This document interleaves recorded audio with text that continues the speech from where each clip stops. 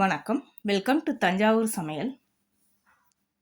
இன்னைக்கு இட்லி தோசைக்கு பதிலாக காலை உணவாக ஏதாவது ஒரு பயிர் வகையை வச்சு நம்ம சாப்பிட்லாம். இன்னைக்கு நான் எடுத்திருக்கிறது பாசி பயிறு எடுத்திருக்கேன்.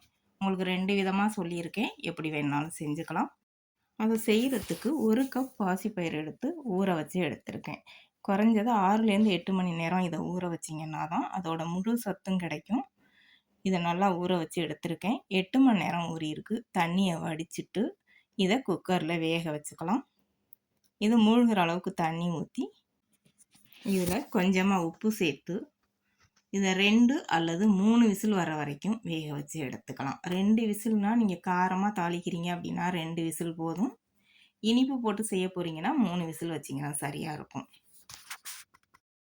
இது 3 விசில் வர வரைக்கும் வேக வச்சு எடுத்திருக்கேன். நல்லா வெந்துருச்சு. இதை வடிகட்டி எடுத்துக்கலாம்.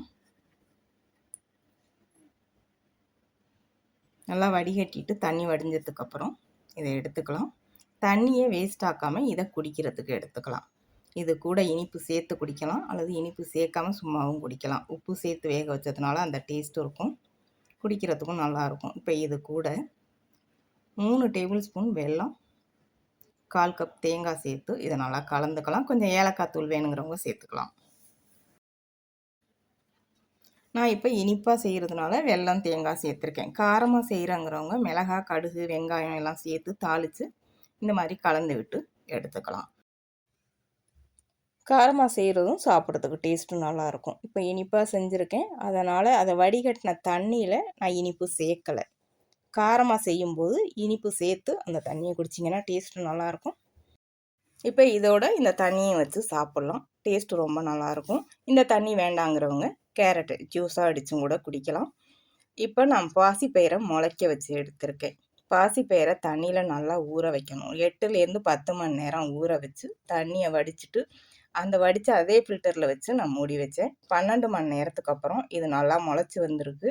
துணியில் கட்டி வைக்கணும்னு தேவையில்லை, இப்படியே வச்சாலும் முளைச்சி வந்துடும். இப்போ இதை அப்படியே சாப்பிட்லாம் அல்லது நீங்கள் சுண்டல் மாதிரி வெங்காயம், கடுகு, மிளகாய் போட்டு தாளிச்சும் சாப்பிட்லாம். அதுவும் நல்லாயிருக்கும். இது கூட வெள்ளரிக்காய், தக்காளி, பனங்கிழங்கு, கேரட் ஜூஸ் இதோட வச்சுருக்கேன். உங்களுக்கு என்ன பிடிக்குதோ அதை வச்சு இதோட சாப்பிட்லாம். ரொம்ப ஈஸியாக செய்யலாம். முளைக்க வைக்கிறது ஈஸி தான். வீடியோ லிங்க் டிஸ்கிரிப்ஷனில் இருக்குது, தேவைப்படுறவங்க செக் பண்ணிக்கோங்க. வீடியோ பிடிச்சிருந்தா வீடியோ ஷேர் பண்ணுங்கள். தஞ்சாவூர் சமையலை சப்ஸ்கிரைப் பண்ணுங்கள். தேங்க்யூ.